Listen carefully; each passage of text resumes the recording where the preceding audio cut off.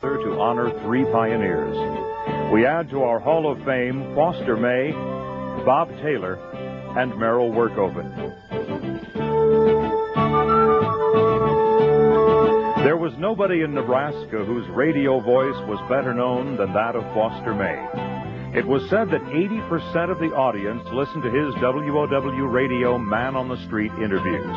But his career began at newspapers in Denver, St. Louis, Minneapolis, and at the Omaha Bee News. It wasn't until 1933, at the height of the Depression, when Foster lost his newspaper job, that he auditioned for KFOR in Lincoln and was hired. And in 1935, moved to WOW. It was a colorful career with many exciting moments, like the day Foster helped capture a criminal near Gretna. Actually, he was in a room with the man for some time before realizing that this was the bank robber everyone was looking for. Take it away, Foster May. I talked to him for a minute or so and got to wondering a little bit and walked out and asked the policeman if anybody knew who this fellow was. They said no, and I told him he acted a little bit odd, and so I came back over ahead of the 2 state police, and the poor fellow was lying there, getting whiter every minute, and all of a sudden he turned to me and said, "Well, I'm the fellow they're looking for, Foster." And if radio wasn't exciting enough, his famous voice took him into politics, running for office 4 times from 1936 to 1950. After losing to Kenneth Wherry for the Senate seat in 1942, he became a freelance announcer, lining up his own sponsors. A distinguished career as a war correspondent for NBC followed, and he was in Hitler's bomb shelter beneath the Reichschancellery the day after the Americans entered Berlin. He returned from the European theater to become director of news for the ABC network, living in Malibu Beach until 1948. Tragedy struck that year. Foster found his speaking days over. Because of cancer, his voice box was replaced with an artificial voice box. But the spunky May went on a speaking tour through Nebraska. He said, "I don't feel the public is as concerned about the tone of voice as what I have to say." And he began an advertising column in the World Herald.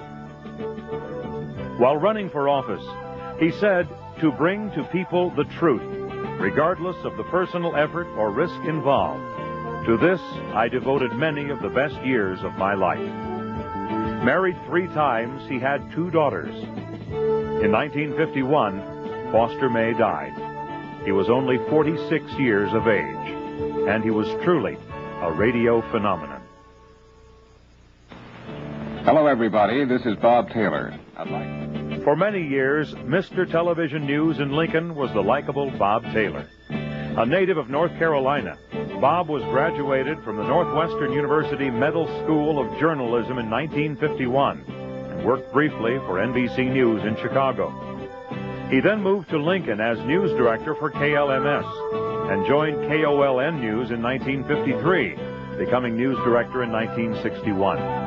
Viewers got a kick out of his ingenious ways of introducing weather reports. And the state low this morning, 58 at Alliance. We've had no precipitation here in Lincoln. The relative humidity at last report was 66%. The barometric pressure right now is 29.87, and it's up slightly, and the wind at last report from the south at 10 miles an hour. We'll come back to more weather in just a moment. But Taylor was a serious newsman who ignored happy talk and told his friends he memorized 90 items each night before his newscast in order to give viewers more information than he could with a teleprompter.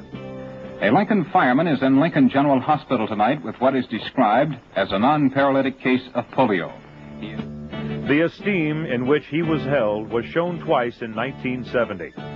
Sigma Delta Chi named him Nebraska Journalist of the Year, and the Nebraska Associated Press broadcasters elected him president.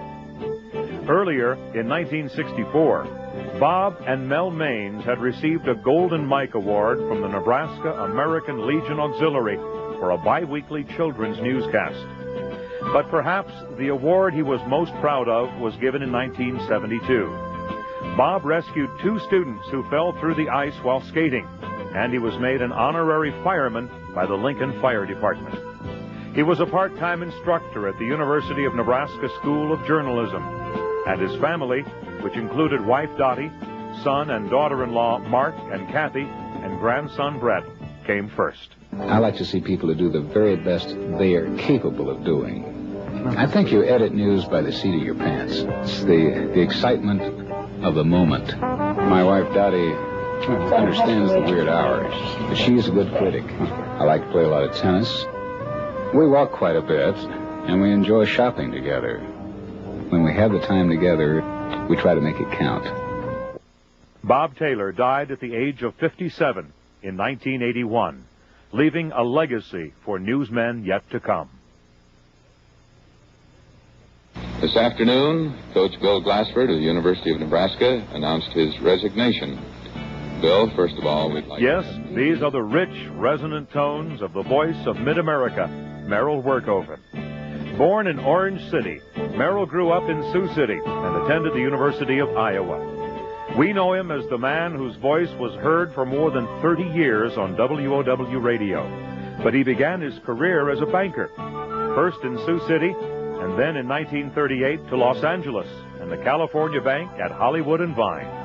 It was there that Merrill performed at a theater that Mae West had established for aspiring actors and writers. He returned to Sioux City in 1939 and became a radio announcer, making $12.40 a week at KSCJ. Merrill and his wife Helen, called Honey, who died in 1978, were married for 37 years. They lived briefly in Phoenix before settling down at WOW Radio in 1945. Of course, Merrill's talents were needed 4 years later when WOW TV went on the air. The shift from radio to TV, it didn't bother me at all. Some of the guys it did, but I just went ahead and did it. But you could go on radio without a shave and no tie and look real bad. But on TV, you had to be a little bit concerned about your appearance.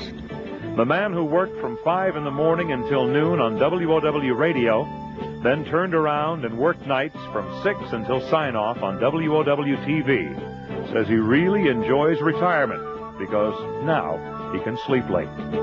Merrill's children are Dr. Nick of Oregon, Jane, who lives with her FBI agent husband in South Carolina, and Melanie, an actress who continues the radio tradition at WHO Radio in Des Moines. And there are 5 grandchildren, all boys. And now, as we present our 3 new members of the Nebraska Broadcasters Hall of Fame, we leave you with this message.